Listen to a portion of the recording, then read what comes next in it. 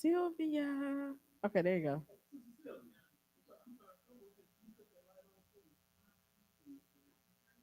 Make sure you get a notebook on your way in. Oh, you got mom? All right now. Oh, that's so sweet. She wanted to come. Look, that one moves every time you move. You know when? Okay. So when you walk over, there, be like, it's moving. Hopefully it don't fall. That makes me nervous. Be like, we ain't finna have no crazy. I'm on. Hello, hello, hello, hello. How are you guys doing tonight? Yay! We're so happy that you joined us. This is our second installment of our Life Changing Christian Center Financial Summit. And my name is Dr. Zenoria Pruitt. And I'm up tonight. Last week we had a dynamic presentation from Tamika Wilson Lewis. She recently got married. Like I had to think about the name, Tamika Wilson Lewis, and she has a financial strategies team, and she basically set us up. She told us about ensuring that we tithe, got that tenth. Then make sure you pay yourself. Make sure that you put money into your Roth accounts, into your investment accounts, which we're going to talk about tonight, and those kind of things. But then also make sure you take care of your household. Make sure you got to pay the bills because you got to have somewhere to eat, where to sleep, all that good business. And then you also going to have a little money to the side that you need to put in savings. We're going to hit that real quick. And she did talk on a few points. I'm going to elaborate on some things that she mentioned. And so we're going to get started.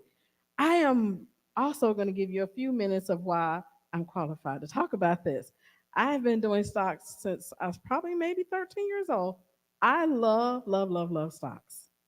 I also, in my 9 to 5, I manage and direct several large scale, Jesus, research studies. One of them is $26 million, the other $16 million, and the other one's $5 million. So that's on my head every day. So I have to chase down money if I got to. You got to figure out where things go. We have pieces of equipment that are actually almost $250,000 for just one piece of equipment that can fit in a suitcase. So it's like every time I think about it, it's like this is a house. So that's my 9 to 5. And I'm also involved in treasure for other organizations. We have a Millionaires Investment Club, which I'll talk about a bit about how you can form your own club. Some people do it for their own house. And it works out really well. It helps you invest all together and you don't have to put your money in by yourself. And you also have a team of individuals that's watching stock. So y'all do it. It's like a family thing. So let's get started. All right, stocks, bonds, and crypto. Oh my.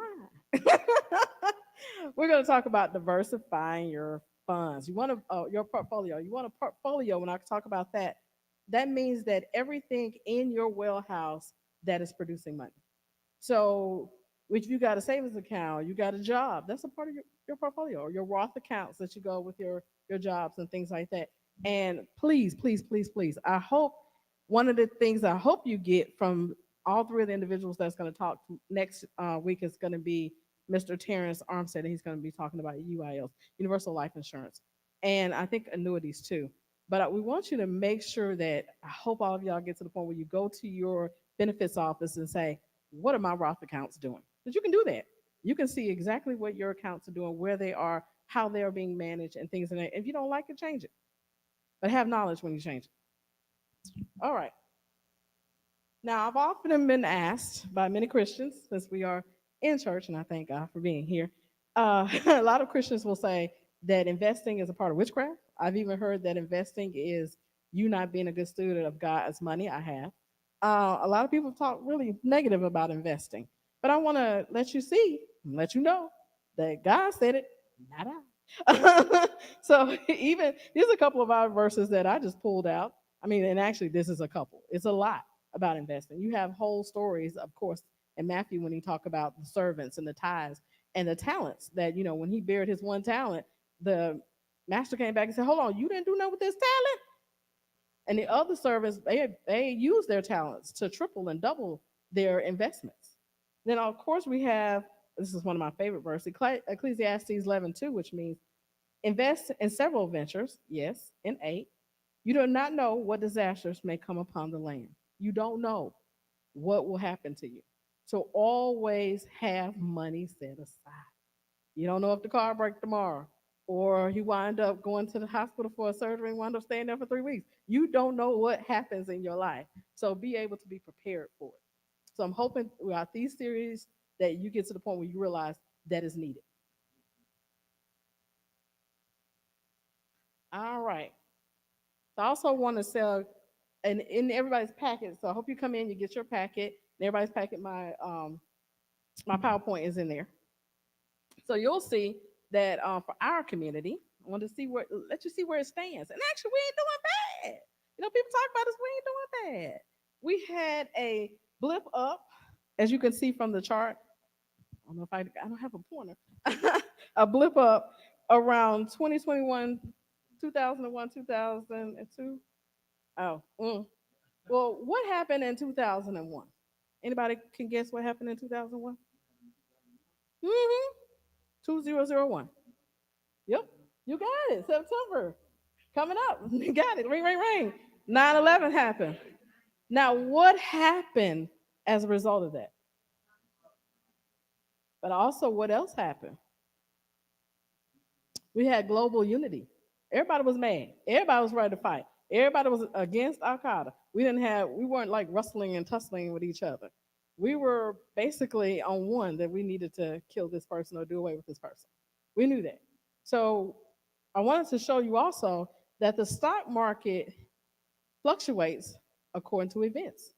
A lot of times people do not realize that, like for right now, the stocks are doing, yeah, okay, but it depends on who's going to get in office. And also it depends on that person's agenda. For instance, when a certain man who was last night, if I hear one more meme about eating cats and dogs, I'm gonna be like, what?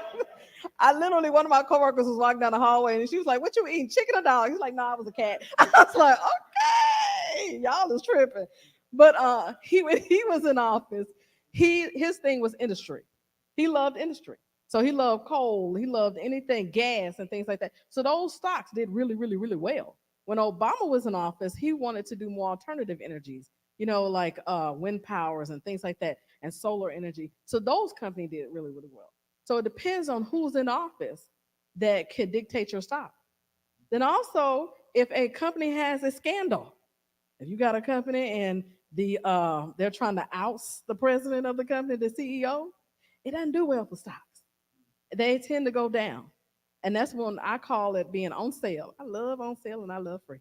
And so those on sale, that's when the stock goes down and you're able to purchase a lot of it at that time. So when you get stable and then they get a new president, everything goes up, you make money. So yeah, think about stuff like that. Also, I wanted to let you know, like right now, as in from 2022, we're doing really good in regards to African Americans in stock. But it's the most of the 40s and below. They've been doing, I mean, an astronomical job of investing. But that's because we had a lot of technology that happened. Used to back in the day when I would invest, I'd have to call up a broker, which he got part of my money, and I'd have to get him to do stock for me. Now it's just click, click, click, click, click. Most of you can go to your banks. You can open up, like literally leave here and open up on your account. You can do it by phone, majority of times, and watch it. You got Robinhood for most people. That's a click, click, click. Link up your bank, got stock. A lot of young people are doing stocks now. And I'm very like about it because when back in the day I was the only one and it just felt really bad. But that was due to technology. Now, quick question, show of hand. Oh, I'm sorry, go for it. That is an app. Robinhood is an app. It'll be show you some more on that. But Robinhood is an app. Quick question: do you invest in stock? Anybody in here? Oh, we got some. Ah, look at y'all. We got a good church. Look at y'all. You didn't know your wife. We're supposed to be one. I'm gonna show you why the job doesn't count. I'm gonna show you why your job. I hope in the next couple slides you be like, man, I don't feel good right now. Cash App does not count either. So they have, yeah, they do have a new Cash App, and I haven't really looked at it, but people like it. Hmm? People like it. Well, anybody in here have? I'm sorry, go for it.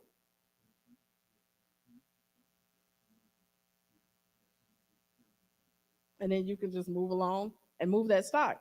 And when you get stock, you can move it to your children if you leave this earth. Go for it.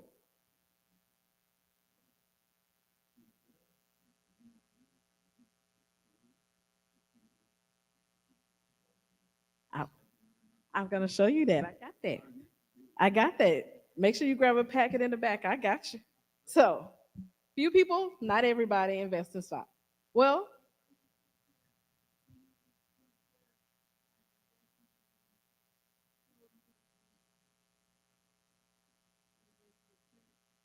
well, that no, not really. That's your tithes. And then if you do more, that's your offerings.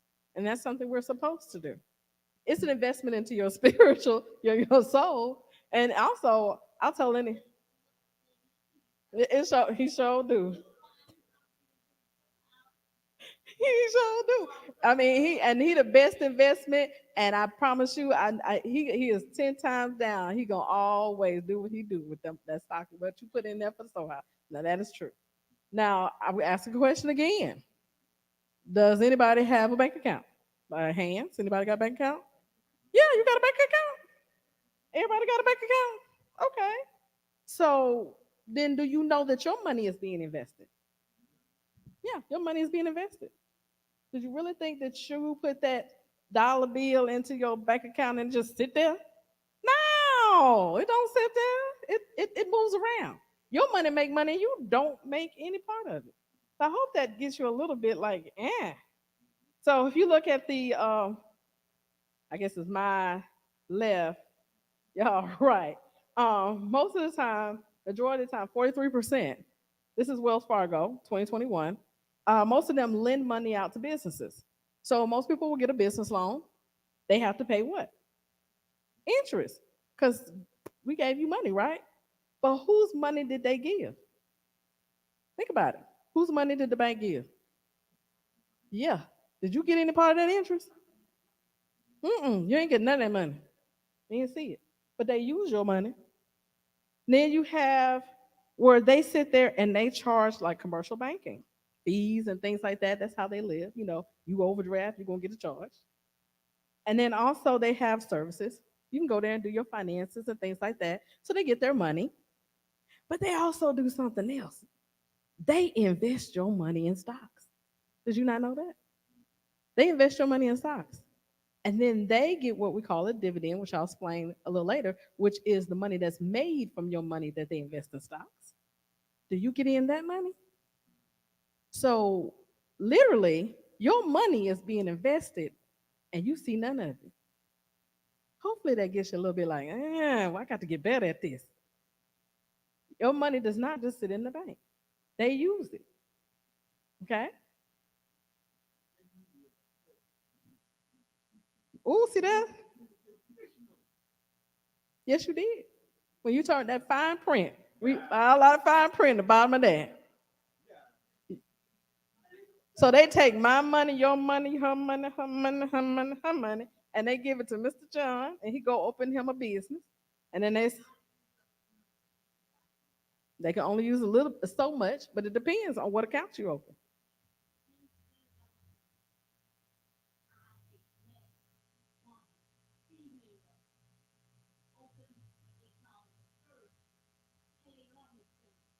All right then.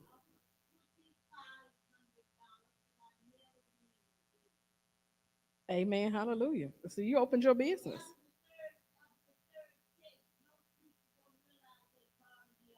They borrow their own money back. So when you go to payday loan places, you have charged more interest because they're thinking you're not going to pay the loan. So then they get their money, and then even if you default, they're gonna get more money from you because you just defaulted, and now we're gonna pay some interest, and we're gonna pay some fees on their predatory loans. They haven't lost anything.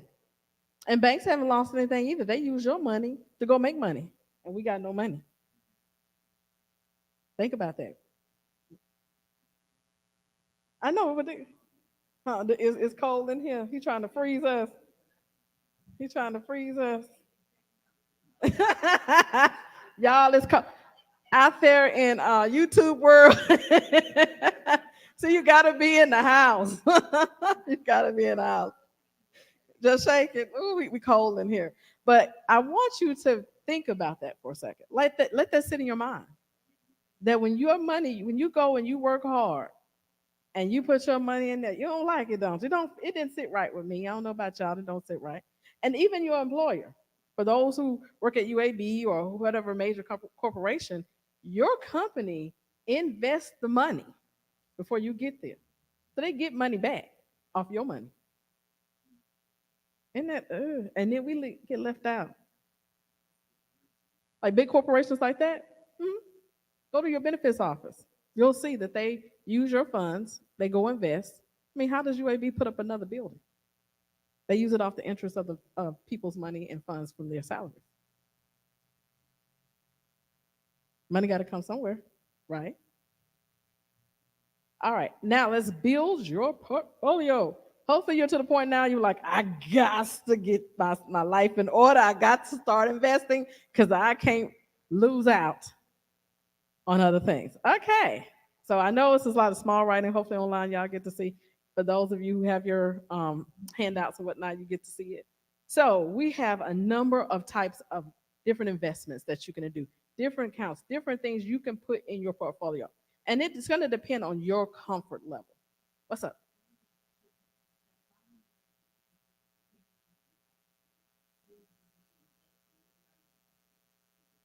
So you ask them, what are our stocks? What do we invest in? Then you're going to ask them, what is your portfolio? What is the company's portfolio? So every company has a portfolio. Huh? Sometimes they send them out quarterly. It is public knowledge. What I'm telling you is not something they're like, whoo, but a lot of people just don't go do it. They just right. And you probably look at it and like, right. And they count on that. I mean, honestly, they do count on that because at that point they can use your money to do what they want to. As I say, build, erect another building or do what they want to do, and you get no profit from it. Yes.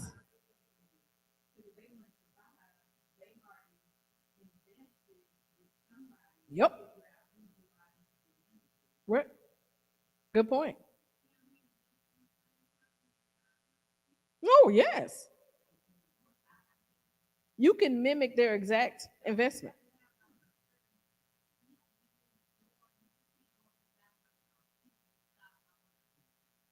You can, do I need to give her a mic? What'd you say? Well, you have to have money, but you can have a dollar bill and go invest today. Literally, a dollar bill. So you can go, like she just said, go to your benefits office and say, hey, what did y'all stop?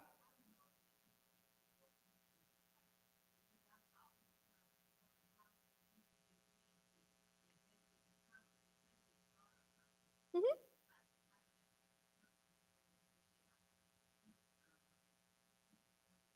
I'm gonna show you how. I'm gonna show you how. You can do that in 10 minutes. I'm gonna show you how. You could do the Robin Hoods and all that. That's how you do that. So top up here, I guess my top. I don't forget. Anyway, REITs. REITs is a form of investment. It's a real estate investment trust. I absolutely positively love these. Okay, there's different types of REITs. REITs are when a group of people have gotten together and they invest in stock all as one. So you put money into them and then they go out and get property. You have people that just get malls. You have people that just go get fun stuff. They just people that there's even a farm REIT. Like there's people who go and invest and just take farms and put them all together and then you invest into them and whatever the farm like produces, then you get a cut of that, which is called your interest. It's your profit. It's your dividend.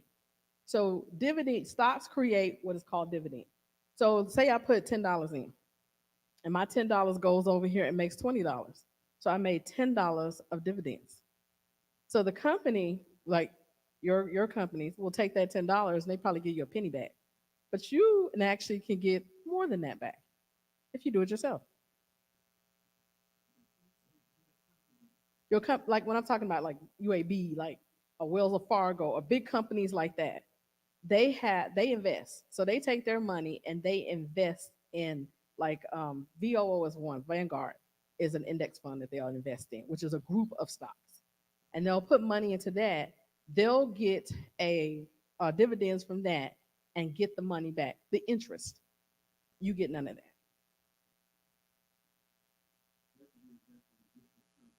Most companies are, it's kind of a bottom line that you invest in it. Like UAB, I mean, you don't get a choice.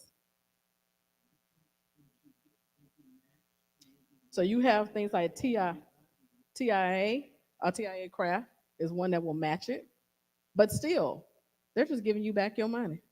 They haven't given you none of the interest.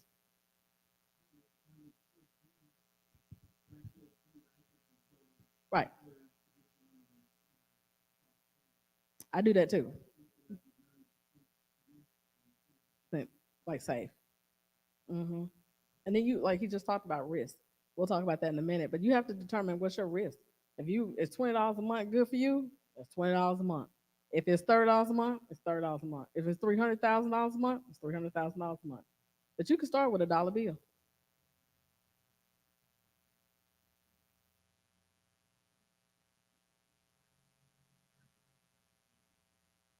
So we're gonna get you there tonight. We're gonna get you there tonight. So like I was saying, this is different types that can add to your portfolio. Reefs are one. Then you can have a certificate of deposits. That's what she talked about, a CD. So a lot of people get these. A lot of people get these. We're gonna go in details for some of these further down the presentation. So CDs, I ain't got to use that money. Throw it in the CD. So I just put it on most banks. Most credit unions have CDs. You can put anywhere from, depending on it, 500 to a couple thousand, and then you can earn the interest off of it, but you can't touch it. Take it out, get penalized. Can't touch it. It depends on the bank. It can range between 4 to 6%. But you got to figure out who is your best, and then you got to figure out their stipulations and the time of that CD. So most people do what's called stacking CDs. So, like for instance, I'll get a CD that matures in a year, and I'll get another one matures in 2 years, and might get one that matures in 5 years. So the one that matures in 1 year, I'll take that money out and I can go play or do whatever I want to with it. Then the two, then the five, that kind of thing, and then you can take some money out and then reinvest in and get some more CDs. Some people live like that.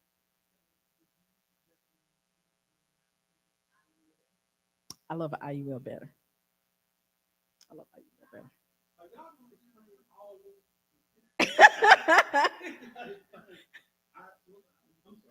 It's universal life insurance. So that's what we Terrence is coming next week, and we have ours through him, and I love that. And actually, you know who actually got me on those?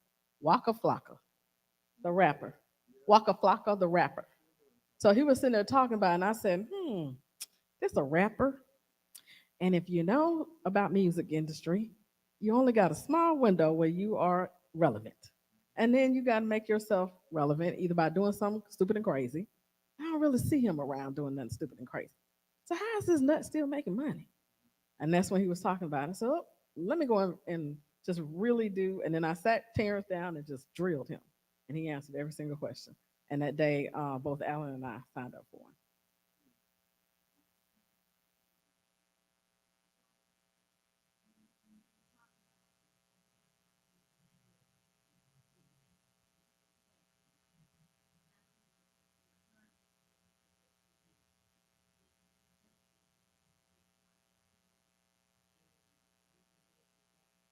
You can if you want to, or you just take it out.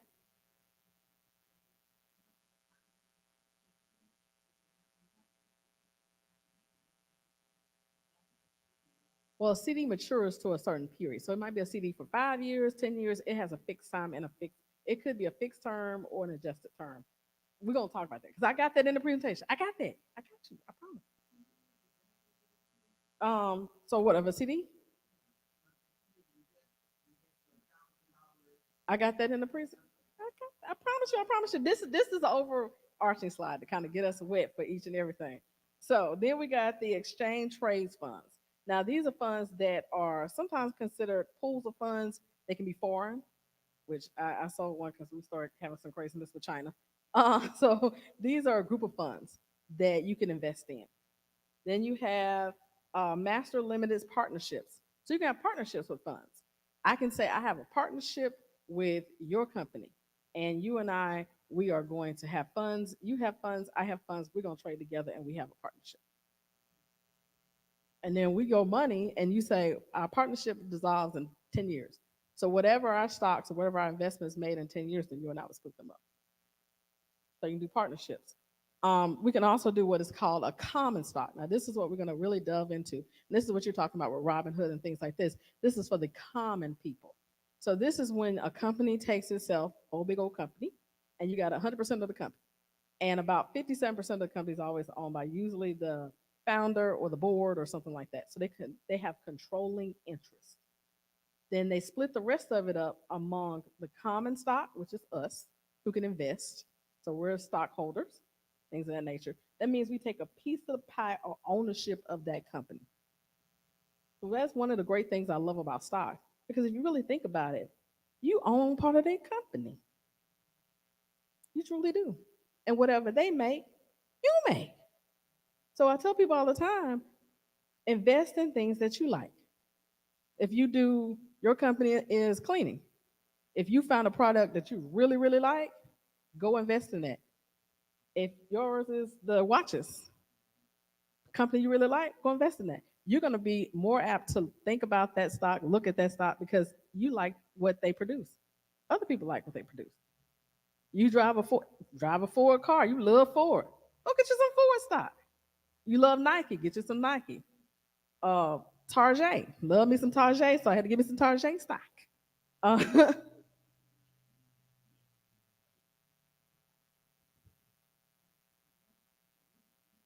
we get the game. You also take a hit on the loss. You can do one or two things. You can sell it and cut your losses and be like, hey, I'm already down $5. I'm gonna be all right. Or you can keep and it's called hold, where you hold your position and you don't sell, you don't buy, you just hold your position and it might go back up. Sometimes it doesn't, sometimes it does. I thought we were online. So try YouTube. Try YouTube. So yeah, it's called your position, your hold. So I can either buy, I can sell, I can hold. So there's three things you can do. You can buy the stock, you can sell the stock, you can hold it. If you got stock and you realize that it's taking a nosedive, for some people, if it's a really good company and you know it's going to come back up, like say their president did a scandal and this fool acted a fool, then and it's the stock just tanks. I'm gonna go buy 100 shares because it's on sale. So when they get a new president and things start getting better, things go back up. And I bought it at $5, and when it goes back up to $10, then I done double my money. You know what I'm saying? So you, okay?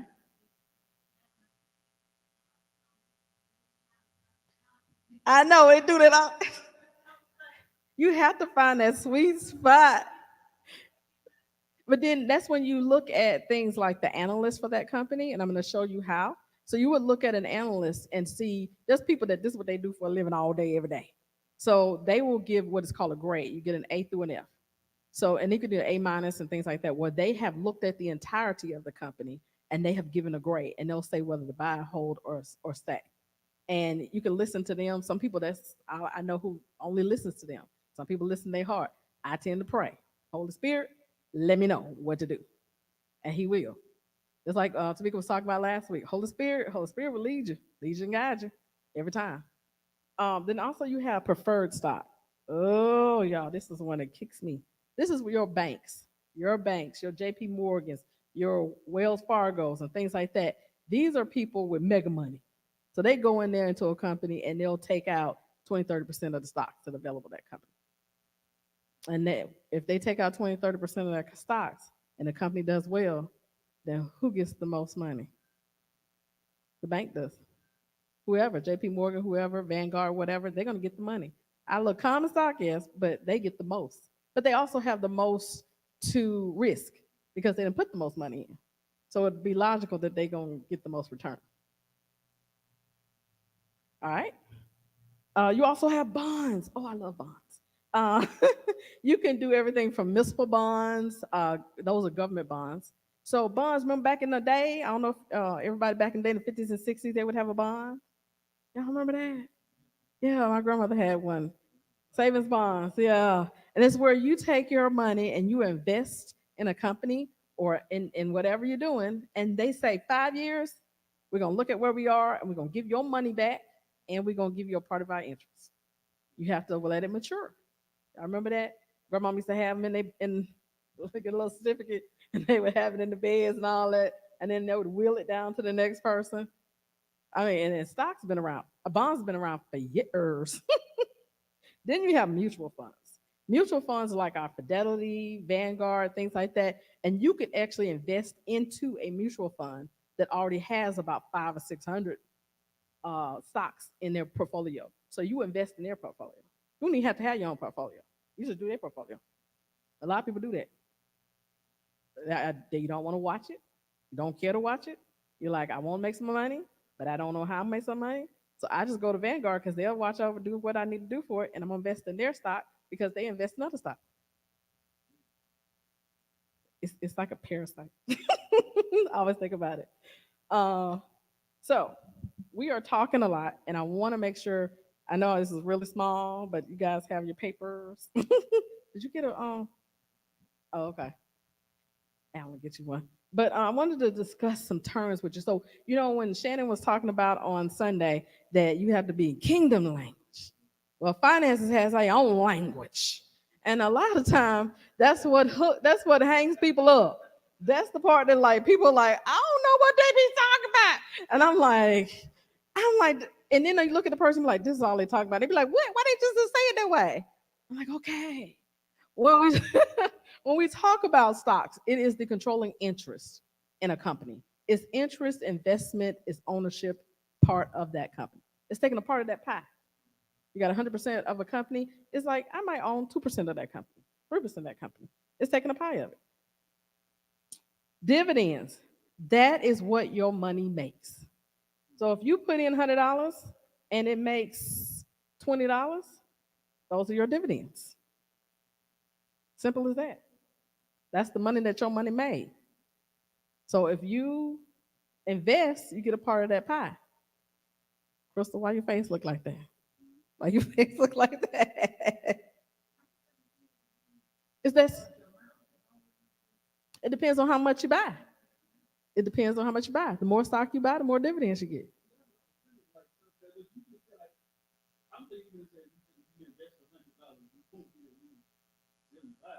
No, you probably get like $5 or $6. But you can do a drip, which is called the reinvestment of your of whatever interest you got. So whatever dividend you got, you can reinvest it. You can let it sit there, and then every time it gets it, it just goes straight back in, straight back in. It keeps snowballing itself. So next thing you know, you look around, you be like, hold on, I got $50,000 over time. Over time, and this is like I told you, one of the put up in one of the slides as far as the Bible gains that are come really quick go fast. Ones that come really slow, they stay. So when we're talking about stocks and bonds and things like that, you're talking about future. We're not talking about here and now. Every so often you'll have something where overnight it shots up, like you just said, but very, very often it's a and then something happens and it's like, whoo, but you got to be there when something happens. Go for it.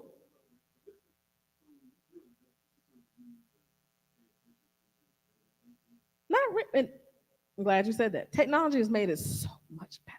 So you have things like Google and Apple and all of them, Yahoo Finance. You can actually, in a ticker that goes across the bottom of your screen for your computer, you can type in the stocks that you want to watch on your watch list, and they'll ticker in, and you can just kind of look down. And you're like, oh, it's at a good amount. I feel like I can buy some. So it's things that's automated now that you can put in your mind and your spirit and your heart to kind of like, okay, I can look at this every so often. And frankly, if you can sit and look at Facebook, Instagram, TikTok for a couple of hours, you can pay attention to some stock. I mean, just being real. Does TikTok, Instagram, and Facebook give you anything for your future? Set up your kids? No, this can. So, when people tell me, I ain't got no time. Yes, you do. I saw you on Facebook for an hour. Go for it.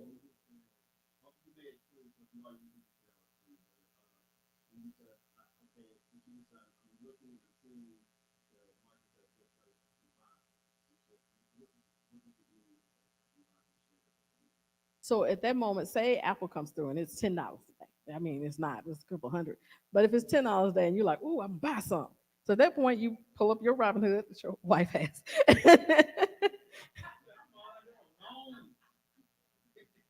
And it links it to your bank account. You can have like any of your banks. You can also sign up for one of theirs where you can go into their app real quick and buy some stock.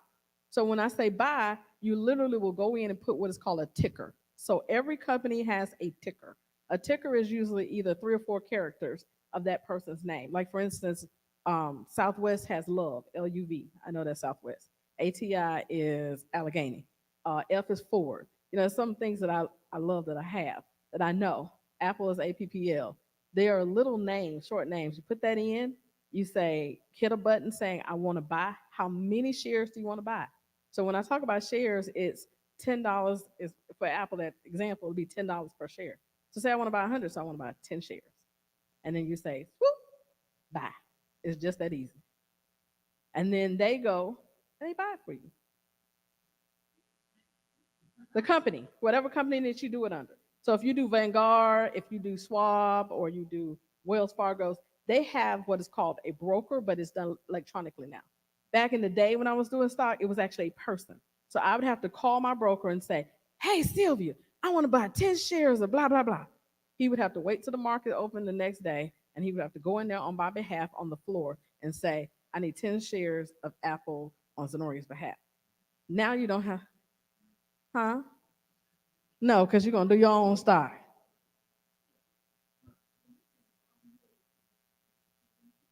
You can check it. It is secure. It is secure. It's FCI, FDIC. Actually, I have Robinhood and I have Wells Fargo. So, and then I have Schwab. So Wells Fargo is what is I consider my long term stock. That's stuff I want to move over to there and keep for a long time. Like I'm not gonna sell my GE. I'm not gonna sell my Disney. I'm not gonna sell my Ford. It's stuff I'm not gonna sell. Disney, GE, GE, and Disney. I'm not. But think about it. How long Disney been around? How long Ford been around? There's some stock that's been from the test of time. So why would you want to sell those? Those are something I want to will to my children.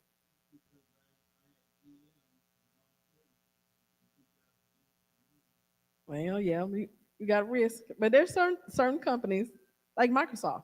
I wouldn't want to sell a Microsoft stock, so I'm gonna leave that in my long term. Now, if I find like something hot today and I'm like, grab my Robinhood, buy it, and then later on I can switch it back over to my long term stock. It literally takes like maybe 10 clicks. You just bought some Netflix. Uh huh. Okay, when we talk about capital, we talk about money. Capital is equal to money. I mean, you got this long thing and going in there, but it's actually money. When we talk about things like beta means the volatility of that stock. If it's up to one, if it's less than one, that means that stock is not trading a lot. That means a lot of people not looking at it. That means it's not doing much. It's just kind of along. But if you got something that's a beta over one, that means everybody's trading. They're selling, they buying, they're selling, they buying. It's really, really like volatile. You're gonna hear that word volatile. That means that the stock market is going up and down for that particular stock. Everybody following? It's a lot, but it's not. If you think about it, just think about it. It's kind of fun when you think about it. You, but and I got you. I got you.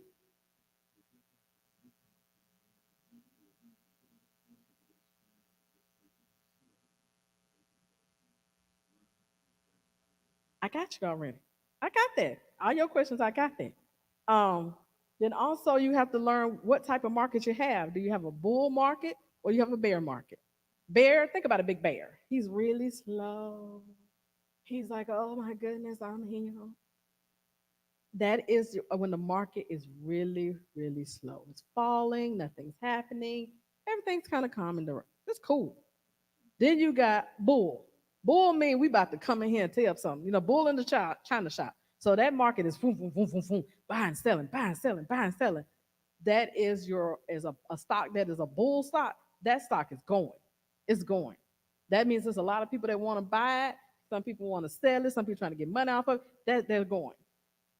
Bear stock, it's like your Ford. They're not gonna do much, but it's good. It's not really gonna go down. That's like your Johnson and Johnson. Who everybody in here probably using Johnson Johnson in their house somewhere, huh?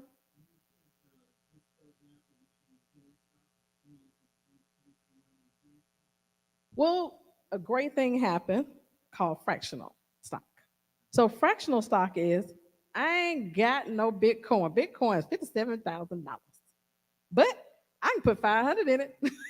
That's a fraction of it. So this is what I mean when you can buy stock for $1. It might be $200 that stock is worth, but you only want $1 worth of it.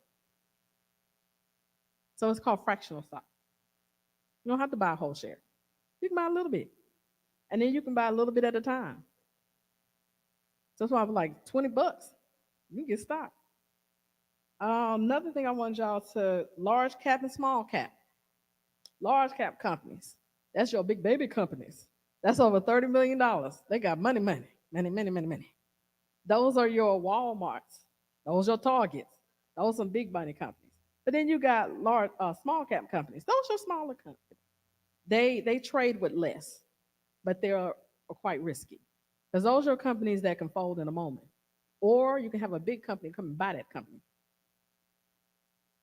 So you got to figure out which kind of company you're dealing with.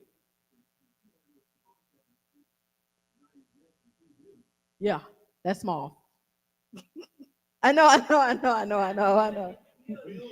That's small. That's small. That's a small company. That's one that had probably hadn't been around a long time, and that's a company who's probably had a little up and down. And if it starts tinkering down, a larger company will go and buy it. I'm trying to think. Well, what was that? Oh goodness, Dollar General went and bought Dollar Tree when they bought them. We bought them. They bought them. That's why you'll see both of them like next to each other. And that was one. Oh, that was a big regret. I had a friend of mine who was like, "See, you need to go buy some Dollar General stock." I'm like, "Dollar General," and I did not buy it. And then it went up almost $300. Like what? Then I had another friend who actually bought 100 shares of Bitcoin when it was at like $200. Yep, nine said $57,000. It's like what? Yes. Okay, I know per share. Then also I wanted you guys the Dow Jones average. Anybody ever heard of that? Mm-hmm. And have you ever heard of the S&P 500? Those particular things. So the S&P 500. So remember last night on the debate when they were talking about the economy. So anybody who has a job, anybody got a job, you at your job. If something changes, you have to have a way of measuring if the change was good or if it was bad. Correct? Everybody. What do you say? So the S&P is a way to gauge whether our economy is good and bad because it looks at the first 500 giants of our economy. Who has the biggest? Who is over those 10 billion, excuse me, mark companies? 500 of them. If they're doing good, economy great. If they're doing bad, economy not so good. So that's how you gauge. Some people I know just have all of those 500 companies in their portfolio. That was all they wanted to do was make sure they get all 500 of those companies. Huge companies, and they only have small. They only have like 200 or 300 shares on it, or some even less, like 20 shares. So that's when you talk about S&P. That's when they will sit there and you look on the. I know y'all looking like, okay, I understand that now. When you're looking at the news and they're like the economy is about to tank, they're looking at those 500 companies to see how good they are,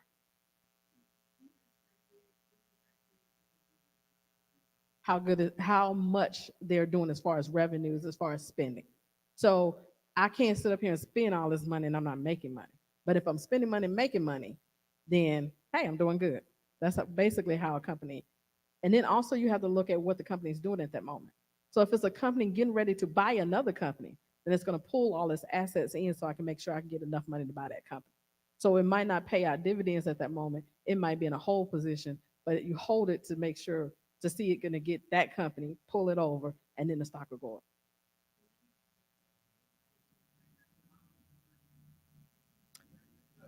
Uh-huh. That was to keep our stock market straight because you had a lot of people, think about it, who had these huge corporations who had no one in the building. They weren't producing anything. You can go to any markets, couldn't do nothing. So they weren't generating anything. So that's why our federal government had to give them money to keep them stable and keep them afloat, or it would have crashed our whole economy. Nobody was doing anything. We at home. But you know who went up? Amazon. Amazon, Lowe's went up. Everybody was out there doing them projects. Everybody was over there. Oh, I got so much stuff off Amazon. But then guess what went up afterwards? So I'll answer your split in a minute. So yeah, but then guess what happened? Guess what stocks did really, really good after COVID? Think about it. After COVID, guess what did really good? They tanked. They went really bad during COVID, but they went bounced back like 3 times more. Vacations, hotels, Planet Fitness.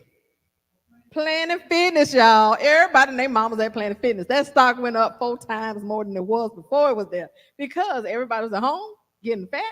And then next thing you know, as soon as we was outside, as they say, the stock went straight up. And it's been up since then because people are still struggling. You lose the COVID weight.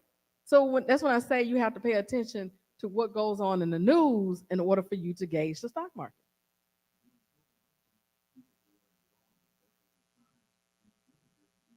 Baby, if you was they was trying to them bodies embalming fluid, things like that. People were trying to.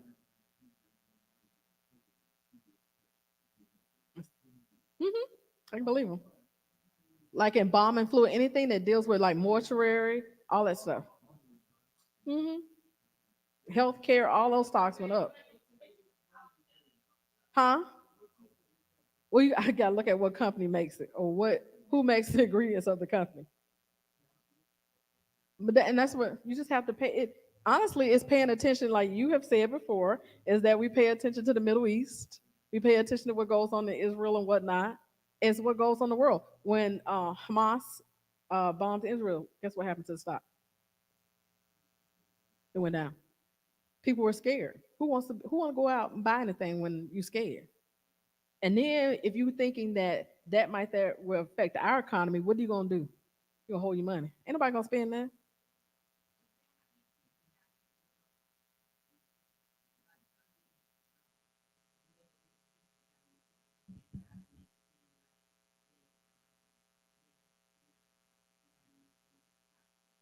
Called fraud. Called fraud. So this is when you talk about evaluating stock. I put this in all of your packets. It's called a value line. This is one of the best ways I've ever found to evaluate stock.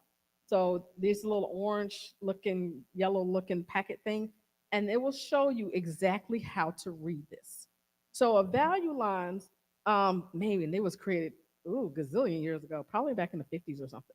So you did have people just what you just said. They would misrepresent themselves, thinking that you thought, oh, this company is so great, so you put this money in it, but they was misrepresenting themselves, and next thing you know, the company turned around, fold, and your money's gone. So value lines were created to basically show the growth of the company, and it's free to anybody at the public library. But then you can get a subscription of it. If you do trading, most people that do like the lifestyle is trading, then they'll buy a value line, a subscription for a little over $500, almost $600. But you can get it for free at the public library. You can also get it for free for most of your like UAB. It's free. We get it. You just go into our library system, go into the database, click down with a V, and then there's your value line. Most big companies will have it, and if you just go and ask. So a value line, if you look, it's kind of a survey or an update, a checkup of a particular company. So for this one, I put in here is McDonald's, and you also have a copy of the value line in your packet, the big value line, if you want to look at it. Then, like I said, you got the book that will show you exactly how to go through it. So I'm just going to pick out some things. So you see the McDonald's Corporation, right? And then you see their ticker number, and they exchange on the New York Stock Exchange. Their ticket name is MCD. See that?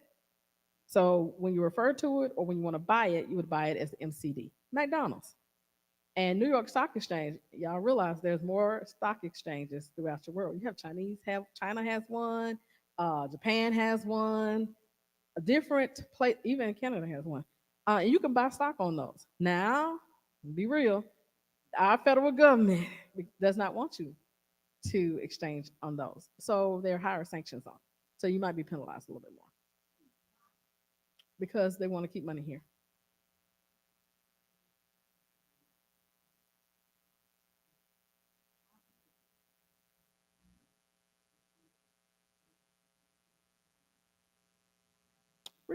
Free ain't free.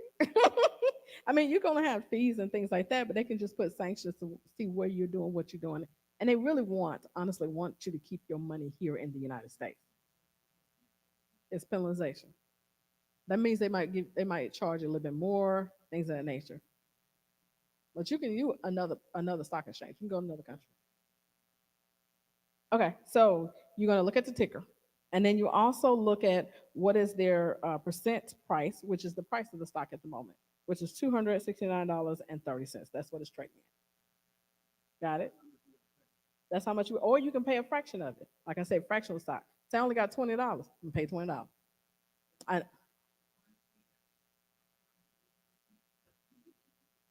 right. Oh, I love this. Yes. You got, girl, you see there? I told you got this. You got this. But if I only got $20, then I can spend $20 and I can get a fractional of a share.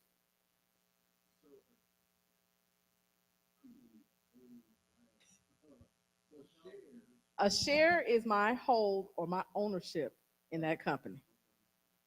So it means that if I want one share, that means I got one small share of McDonald's for $269. Got one share of it.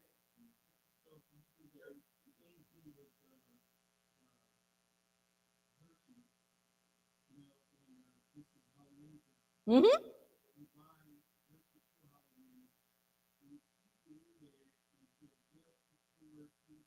Mm-hmm. Mm-hmm. And then you make your money. Then you sell it the next year. Mm-hmm.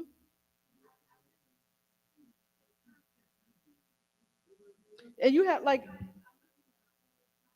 yep, 100% is my pot.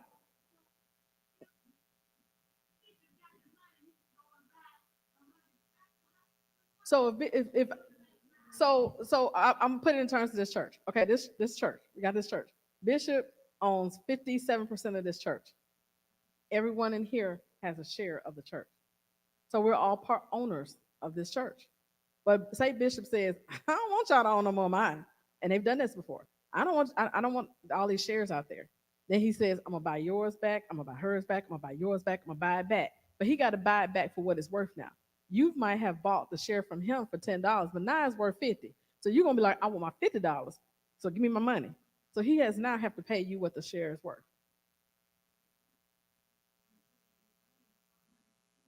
Right, but he doesn't own all of it.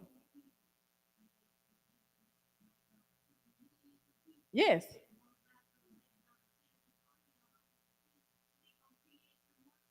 And that's what you can call, you can split. What she's talking about, a split. So a company can get so big so quick, like Amazon and Ford just did a split. They can do a 2-to-1 split where they say to you, for your shares, now we have gotten so big, we got all this money. I'm going to give you two, basically 2 times more for what your shares were.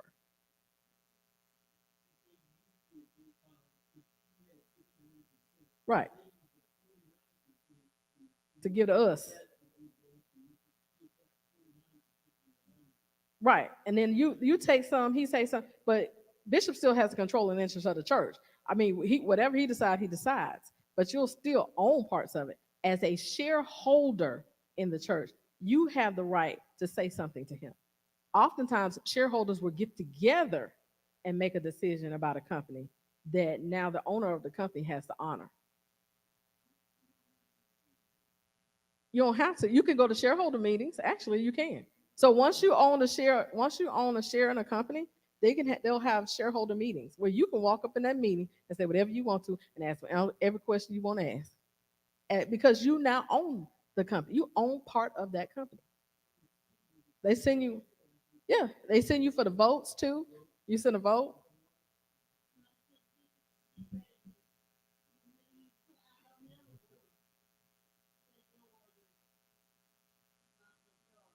and he can, or he can say, "I'm gonna give my majority to Cece," and then he can will it over to her, which is what most people do with the Walmart family. They willed it over once the dad died. Then you remember all the siblings got it.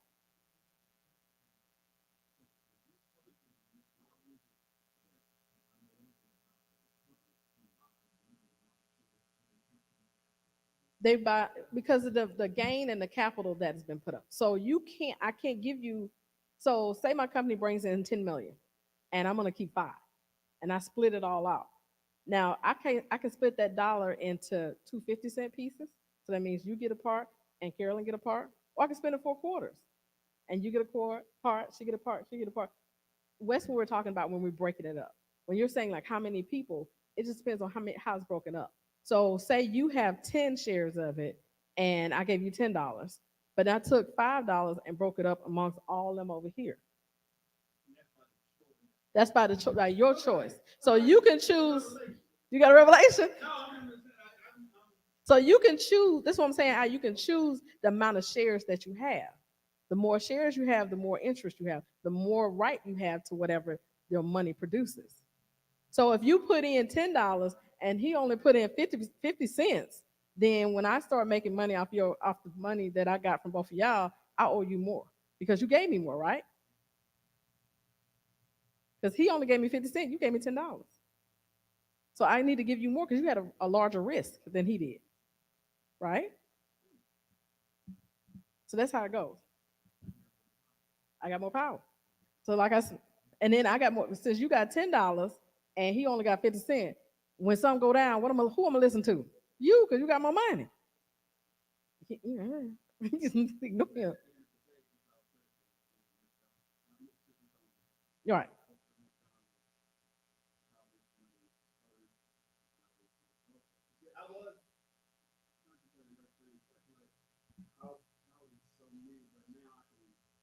It depends on how it's split.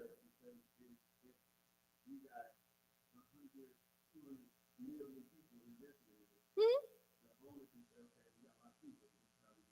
That's how we're gonna divide it up. And then how many of those shares is gonna be worth what? And then I can buy, like I said, I can buy 10 shares, I can buy 5. Just like you can split a dollar bill. I mean, it's hundreds of ways. I can put you in all pennies. I can put you in all dimes. I can put you in all quarters. I can do a dollar bill can be divided in so many different ways. Yeah, I know. I hate some because you can do a negative split. You can do a negative split or you can do a positive split. So a positive split is if the company has so much freaking money and now they want to split and increase the money, which you get double, sometimes triple your money back. Or you can do a negative split, which they're saying I don't have enough money, so you're going to lose money then, big time. So that means I'm gonna take my dollar and I split my 10 cents from all of y'all, and now instead of it splitting 10 cents to everybody, I'm gonna do maybe 25. So that means only 4 people can invest instead of 10 people. It's by what the money that is spent or what they've gained from the money. So shares are money being put in, and then the dividends that's made from the money. That's how much one share of that company is worth. So say a company is worth $10 billion. So just one little bit of it is 269. That little bit is 269. All of it till it equals up. That's where the fluctuation is. The market depends on what they made. So if they made, then it goes up. The value of it goes up. If they didn't make anything, the value goes down.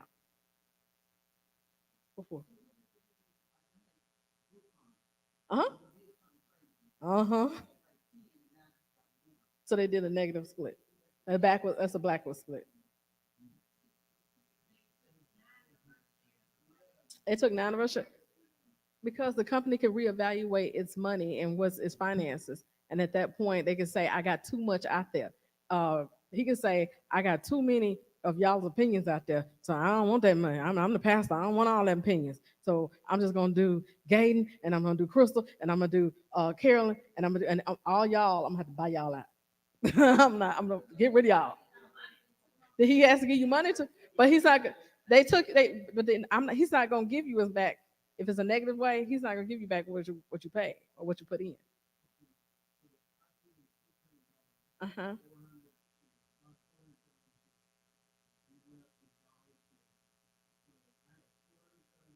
Mhm. Mhm. $15,000. They did a negative way split. Yep. And they did an evaluation. They did evaluation. And that's when they like they said I got too much out there. I got too much money. I got too many people. I got too much out there. And I messed up. And then that's when they start backing back with dollars.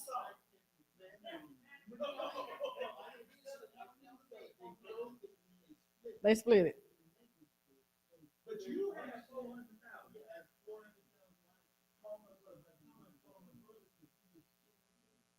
Yeah. Yeah. And you can't do anything when it froze. So like when the recession hit, I think I lost like $25,000 in a matter of 10 minutes. It was ridiculous. Okay, we got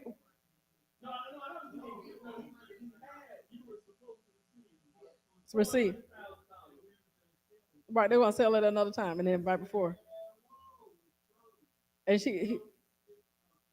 and then you gone. And that's usually when a company realizes that it didn't make the money they were supposed to make, and then it's like, oh my gosh, I put too much out there. I got to bring this back. I got to dial it back. And you see it. Yeah, it literally is ticking down. Like yeah, you tick down and it's like $15,000. Tick down, it's $20,000. Tick down, $25,000. You sitting there because it frozen. Like I was sitting at my desk, like, okay, all right, and nothing you can do. Okay, this is the simulator that you was talking about. So I put the QR code in you guys' packet. So this I love this really great tool, Vestapedia, which is one of my resources I love. They have this called a simulator. So it will simulate you like you're trading. So you can do this for free. It is you not no money, no money, no money. It's just you getting into the habit of actually trading of actually trading. So it gets you in the habit. You can go in there and buy some stock like you would be buying it at the price it is. You can see and watch it for a while and watch yourself do it. Go through the motions of it. You're not going to lose any money. Like I said, it's no money. You don't. It's not linked to any bank account or anything. It is a way, a tool for you beginners to kind of start. Just get yourself kind of acclimated to.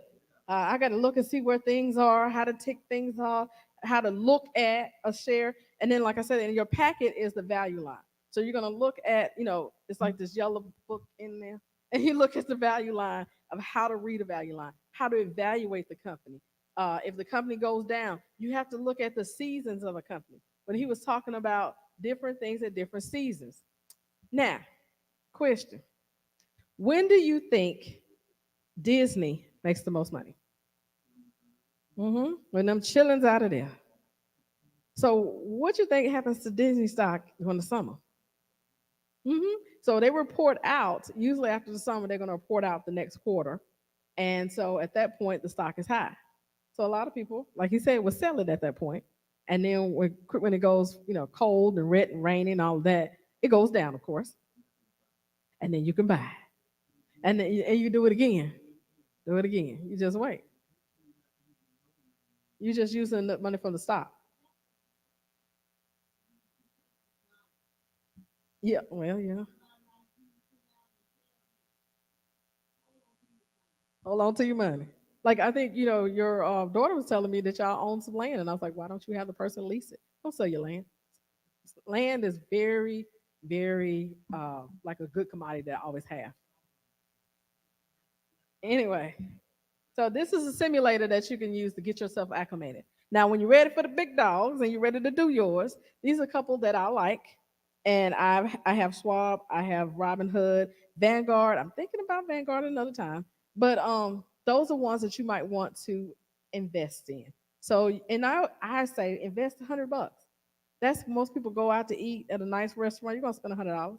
Invest it in something you like, your watches, what you like to do, and watch it for a while. Don't get wild and crazy. Put $1,000 in there. Put $100 in there. You done went through the simulator. You figured out how things grow and how it changed because it'll show you how the stock changed after all. And then at that point, go take your $100 and invest in one of these.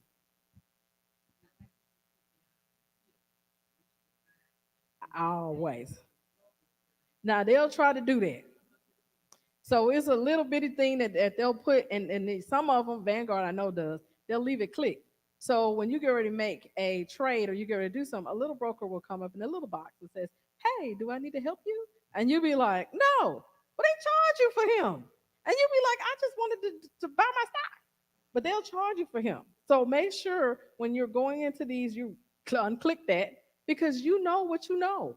Once you go through this packet, read, you will know what you know. It is just that easy. It really is. Take what you really like. If you, like I said, you like the watches. If you like, jewelry, whatever it is, clothes, go and look at the company that you're investing in. I love Target. So I got me some Target stock. I love Target. Do what you love. Uh, Target. And then from that point, or if you want, I'd say the lazy way of investing, go ahead and do a mutual fund. VOO, Vanguard's one. Easy. You invest in what they invest. There you go. Gala Farm. All right. So I also wanted to give you some tips about how people's like, how do I get rich on stocks? Because it seems like I don't get nothing by $20, $30 here, whatever, whatever. So of course, you can get your stock out if you want to, and you can purchase your stock, but you can do what is called a DRIP, a dividend reinvestment plan. That means that I'm gonna leave my money up in here, and whatever my money made is gonna be put right back into the company. Money made, put right back in the company. If I don't need it, but say I need it, I'm like, oh my gosh, car broke down. What's up?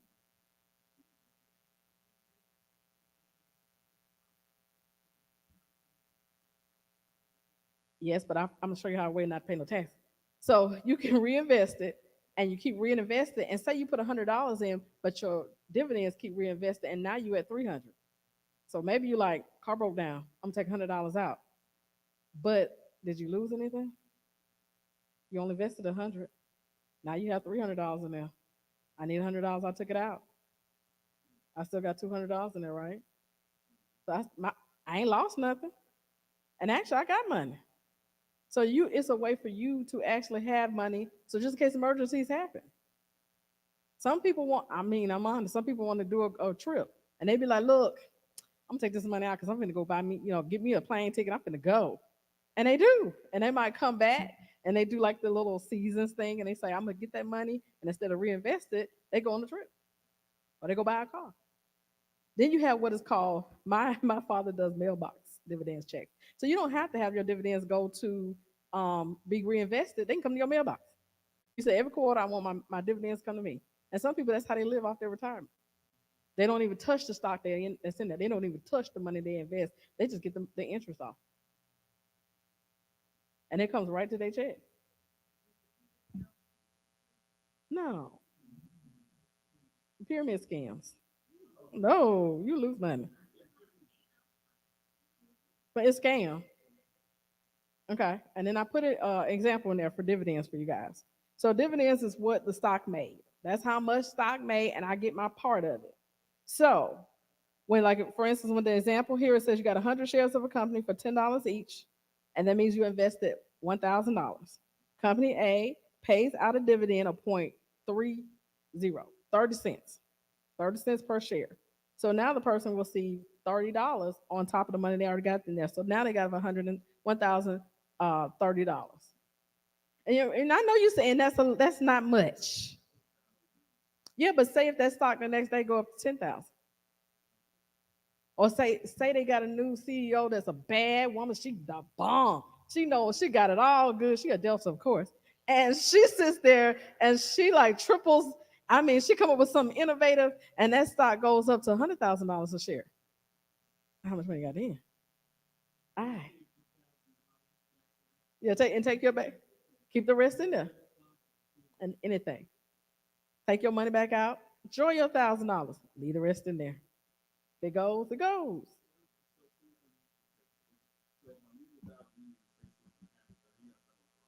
Mm-hmm.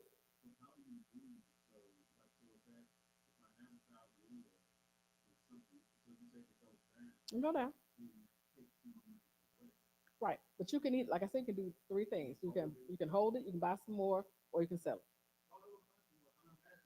it. So that's when I'm talking about doing stock analysis. So that means I want to see what happened. You always like, when you say get curious. So you're gonna have to say, why did this stock go down?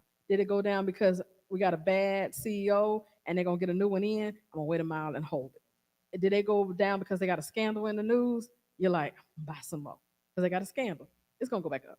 Or did they just bad money management? Which usually that's one of the reasons why I wind up selling it, because if they're bad money management, anything that happens, they're gonna probably mismanage that.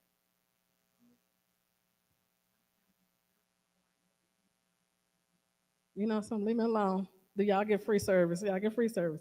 All right. In the bottom, we're talking about taxes because we got to talk about taxes. Got to.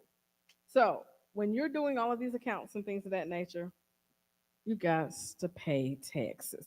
So when you get out and you sell these stocks and things like that, you got to pay taxes. But you can do something. I'm gonna show you. I'm gonna tell you a tip. You can roll those what you got out of those stocks into your 401k. You hold it in your 401k for about, I think it's 30 days, and pull it on out, and no taxes.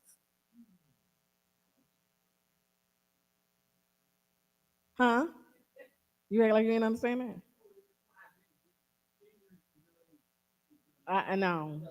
But you can tell your stock. You can say, I want to sell 100 shares of Ford and allow it to roll into my 401k that I have at my job, or whatever you got from your job. And you're sitting there and it's in your 401k. So when you pull it all the way out and say, I'm finna retire, I'm gonna pull that out. I pull the money that I put in there, right? And now it's not taxed. It's cleaned.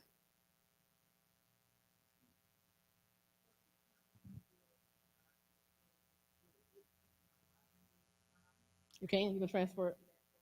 You can. Hmm. It can. It should be.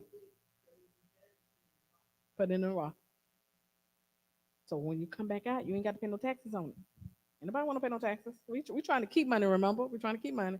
Okay, this is something, my example of stacking dividends. So do you see the different colors? And the different colors represents one of the companies. Like for instance, the dark green, McDonald's pays out its dividends in March, June, September, and December. When you're stacking dividend checks, this is how some people live. Honestly, this is how they retire and they live. They get the dividends from all these companies that they stacked up. So they got some coming in January, some coming in February, some coming in March, some coming in April, all the way through the year. And they're like, I ain't got to touch my accounts. I ain't got to do nothing. I just get money coming to my bank account, to my mailbox. They call them mailbox checks. So when you get, that's what most people's portfolio they like, is to make sure you have, when they pay out and they dividends, that you have a couple in each month.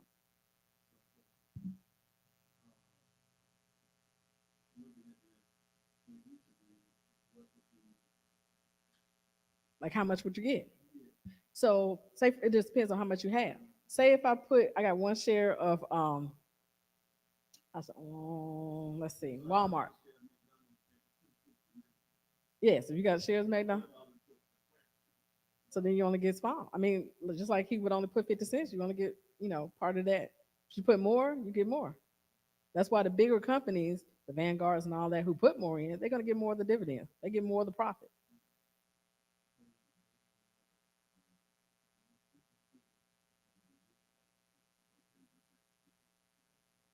Yep.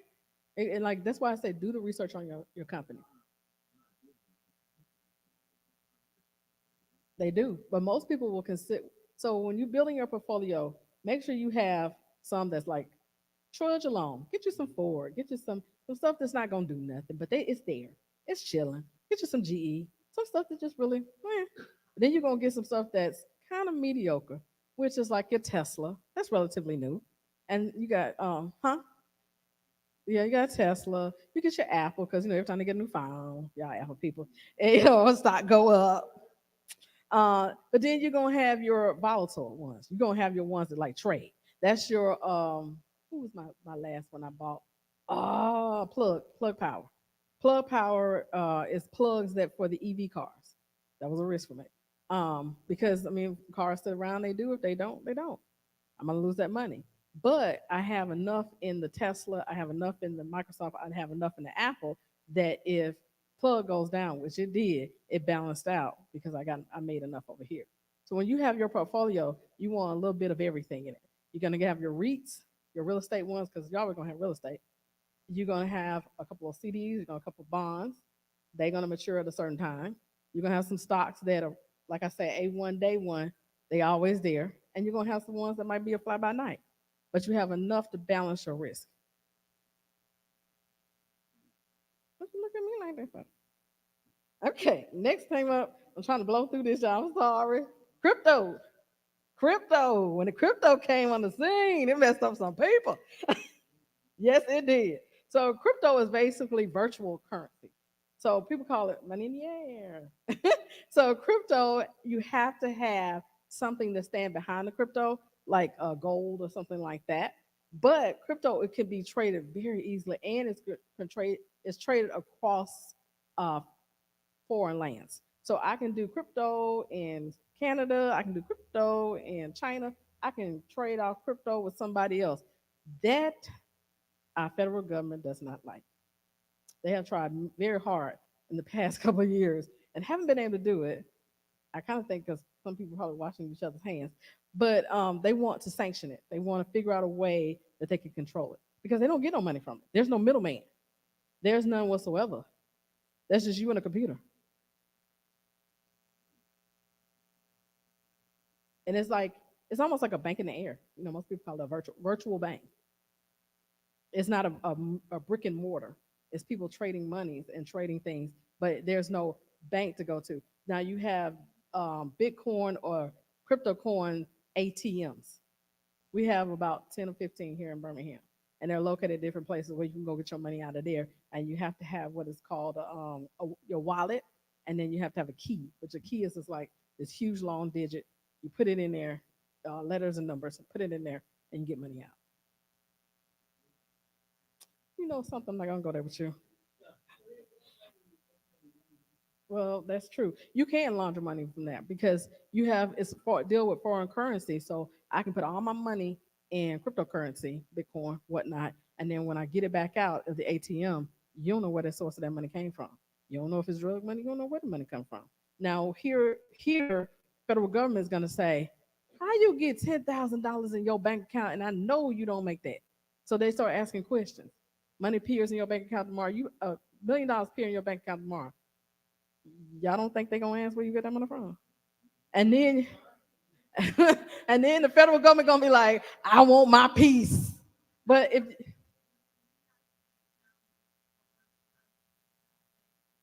yeah, you do. Oh, most definitely. If you have an account and today you put a million, I give you $1 million, you walk into there, they're gonna say where you get that money from. And then the federal government is gonna say, I want my part. And if you can't explain where you get that money from, you will They will put you with the police, and the police will sit there and go back and figure out where you got that money from. That's how a lot of drug dealers get caught, is because they start spending a lot of money really fast, and they look back at their taxes and realize that you don't work nowhere. So it doesn't make sense for you to be sitting there with $100,000 in your bank account and you have absolutely no job.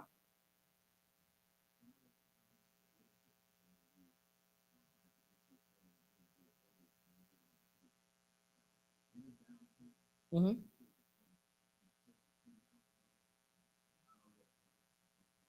Yep, they want to know where it is. They want to know where you get that money from. Yep. So digital, and there's a little bit more in your packet about Bitcoin, how it works. But I really want to, and then like the keys I've been talking about, the wallet. There's more information because I'm like, oh, we didn't blow through some time. There's some more uh, points about when did it start, and then also different types. Now it also follows the high market cap and low market cap. These are the big babies, Bitcoin and things of that nature, big babies. Then you got small ones. Dogecoin, they didn't do me well. And you got a couple of them that you can buy. Dogecoin didn't do me well. Yeah. Bitcoin, I'm still holding on to Bitcoin. And you can buy fractions of Bitcoin. So this one, oh, I can't wait for y'all to see this. Next slide. Oh, this is Bitcoin. I actually have a friend of mine who works for the Silicon Valley. He got out of his retirement. He said, Z, I never forget this day. He said, Z, I'm going to buy this thing called Bitcoin. I said, okay. He said, I'm going to put $10,000 in it. I'm going to get, I think he was like 300, 400 shares. Boy, you crazy. That's exactly what I told him. Laughed it off, didn't think anything. Each one of his shares now is $57,854.63. I still do. And his family, they literally sold everything. He's kind of, I call him a granola person. He sold all his stuff, and they fly around the world from one country to the next. He wants his kids to live like a holistic life, is what he calls it. So they might be in China for 6 or 7 months, in India for 6 or 7 months. They have the money to do it, and he doesn't work. Wife don't work. So, huh? I had that same opportunity. So when friends like that I have now, which when Tamika said that, think about the friends that you have when they talking to you, when they say to you, listen to what they say. Some people they don't mean no harm. They trying to give you some tips. Listen to it. For instance, if I was sitting up here telling you, okay, if I would have bought 10 shares, May 6, 2016, when it started trading, that would have been $4,539.90 investment. Think about what you probably spent on $4,539. Now, today is worth $37,854,630. Oh yeah, nice little come up. And that's off 10 shares. That's if whoever and there's people who did that just held them 10 shares. That is a 1,274,995% return in 8 years. 8 years. Think about 8 years. Most of us can sit back and think about what we did 8 years ago. The hairstyle you had and whatnot.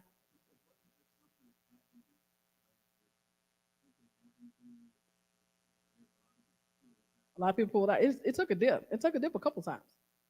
When they were trying to do the sanctions on it, and people were like, you got people with funny money in Bitcoin. And if you United States, like I said, when we were just talking, did the sanctions on it to figure out who got what kind of money, yeah, some people gonna be really upset. So you can, I got some fractions of it too. Woo, yes, child. And then I put in there how to buy cryptocurrency. So cryptocurrency, you don't buy it normally. You have different apps that you use, different programs, and they'll assign you a different. It's called a wallet, and they will assign you a key, a virtual key, and that key is your number. You cannot forget that number. That number can be passed to your kids or whatnot.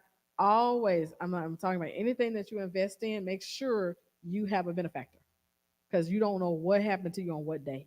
And I've seen people literally fight over stocks and bonds. Like they was rip a family apart.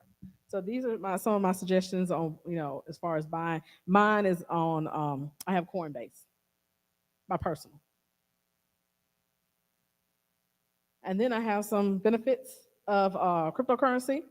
It's lower fees. You don't have a middleman. So yeah, uh, you mean instant payment. You can use it almost like a credit card, which is what he do. You can even buy Bitcoin and you can do cryptocurrency to buy flights. You can buy cryptocurrency and buy a house. You can use cryptocurrency to buy a car. I mean, it's revolution. The government don't like it, y'all. The government don't like it, but they can't do nothing about it. It's him. Okay, CDs. I'm trying to blow through this last little bit. CDs. Like I told you, we talked about earlier. Mama and grandmama and them used to have CDs back in the day, and some of those things when they come to maturity, whoa. You can have fixed terms for CDs where someone says to you, "Give me $100, I will give you 5% when I finish the CD in about 10 years." And 10 years, they give you 5% of whatever you put in it. But sometimes you have fixed rates, and that's basically what happens. Now, this CDs, I'm gonna tell you, if you get into an emergency, you can't pull it out because you pull it out, you're gonna have heavy penalty. So that's why I say an IUL is better than a CD for me because of IUL, I can pull that out quicker. I can actually get that my hands on that the next day. A CD, you have to go to the bank, you got to do a whole bunch of other stuff, and then they will put it on penalty and they will tax you for it. So you're gonna get taxed twice, basically money off of it twice. So if you come into an emergency where you need a good $5,000, 6,000, and don't put that on CD unless you're gonna touch, not gonna touch that CD. So if say you have, like I think Tamika was telling us, she had a child who they gave her some money and she was put in a wheel. So she's put it into a CD until the child gets older, and then the child can pull it out. That now that's money. If you ain't got nothing to do with this money, I don't need this $5,000. I say put it in a CD. Okay. Now I wanted to mention something that Tamika mentioned, and I want you to think about it. A lot of us have savings accounts, but then there's high yield savings accounts. I want everybody, if you don't do nothing, you don't take away nothing from the next three Wednesdays, please get a high yield savings account tomorrow. Even if you put $50 in it, do it. High yield savings account, put it in there, forget it, or either have it drafted automatically to your account. You're gonna miss $50. $10, $20. Put it on in that account. You see the interest. You see what comes back. 4.25%, 4.85%, 4.75%, 5.25%. Now look at a regular savings account. 0.01. They ain't even making a whole one. You get a penny. A penny. That's what they give you back. A penny. That should make you mad. So if you don't do nothing, get yourself a high yield savings account. $50. That's all I ask. $50. And if you forget about it, if you're one of those people like myself, you can get it drafted out, and then that $50, $20 go in there. Then you be like, hold on, I got that savings account. They be like 10 years past. You will look at that savings account, be at $50,000, $60,000 in there.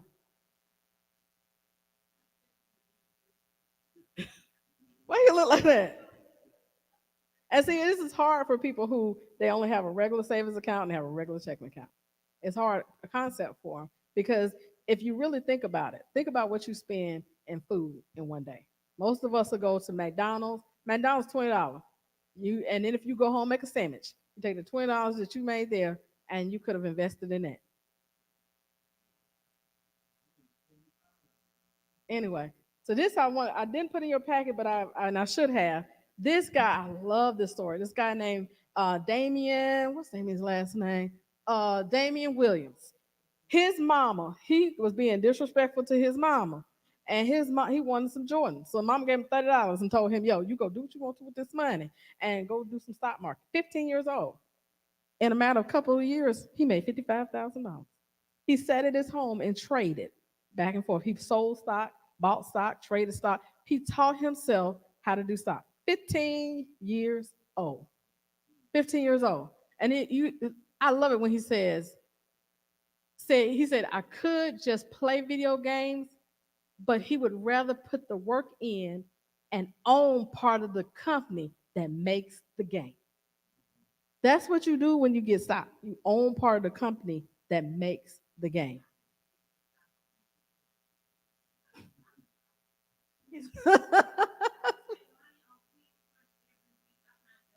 And so that money that you spent on Candy Crush, you could have been investing that and that would have made money. And then, like I love some of his I love some of his tips. Learn more about the things that you're interested, no matter how small. $5, $1. Put it in stock. You never know what it'll do. You got companies that overnight, Amazon overnight went from $50 to $200. I was like,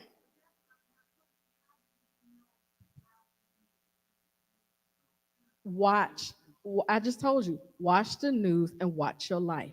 What is everybody around you doing? What is the news doing?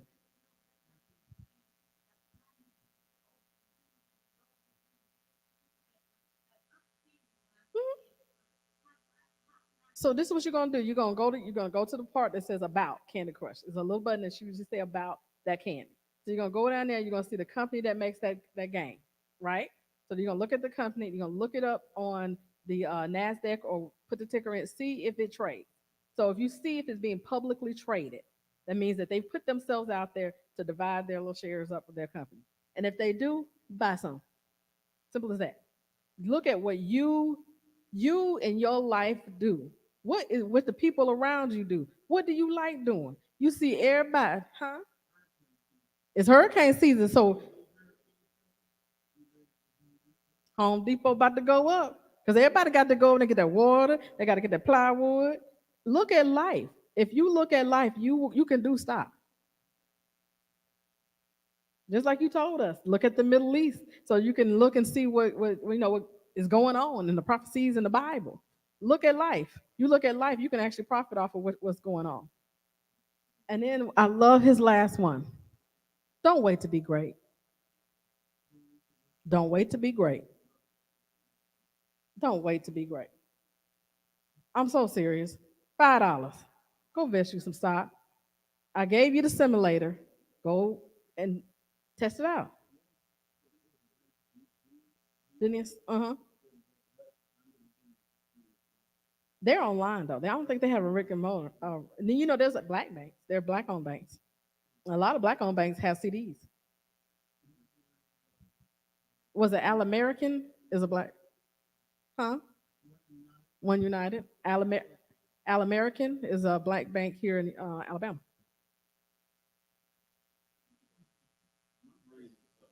So hopefully you guys you guys do have your packet. In your packet is everything that you need. I got my tips, my things. I got my own cheat sheets in there. Um, so something like I'm going to you. Y'all like so go for it.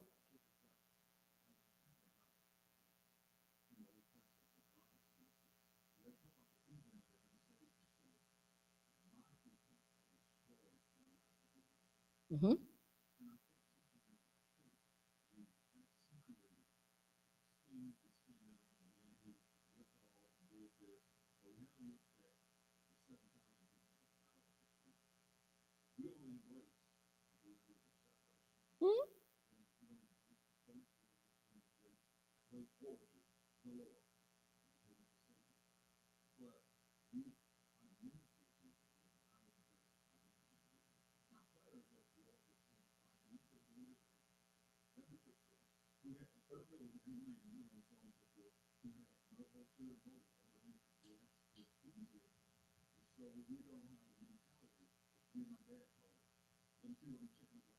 I see that you can't have them in town.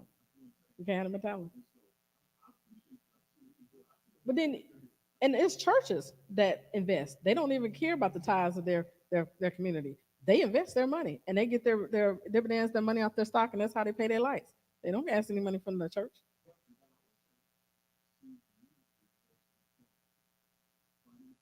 But do you do you really think Church of the Highlands don't have stock? I mean, really, answer. Do you really think the Church of the Highlands don't have a stock portfolio? They do have a stock portfolio. Your TD Jakes has a stock portfolio. All of these big mega churches, they have stock portfolios.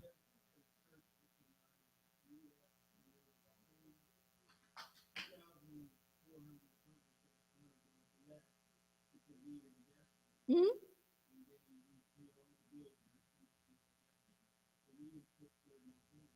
You just keep going, and then like some people, that's how they fund buying a bigger church.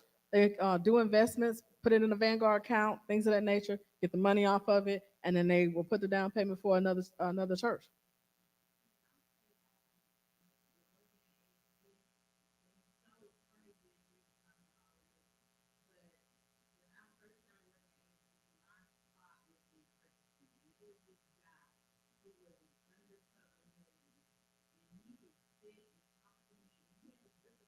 Mhm.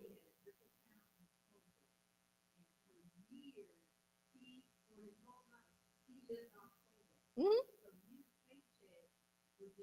Something I can just play with that. Mhm. Mhm.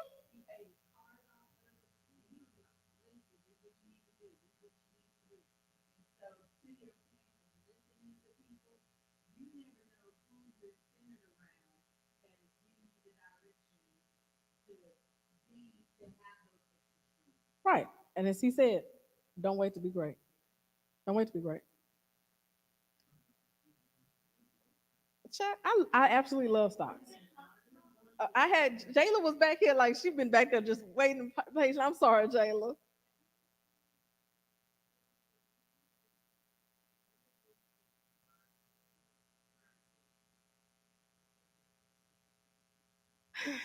It depends. It depends on and that's back to the government. Because if something happens and then the United States put sanctions on it, or if China and the United States are fighting, then they hold up money and they hold up finance, and that can be a little iffy. So I don't really like what. Hmm. And then the dollar is not as strong as it used to be. So when that happened, when you were mentioning that, and I laughed, the dollar's not as strong as it used to be. So our exchange is not the best anymore.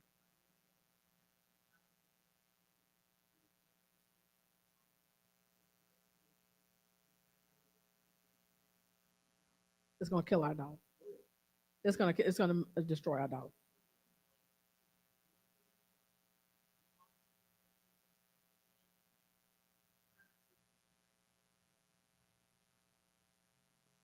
If the United States don't do it, like it's a pro and con as far as weighing the sanctions on it, the penalties on it. If you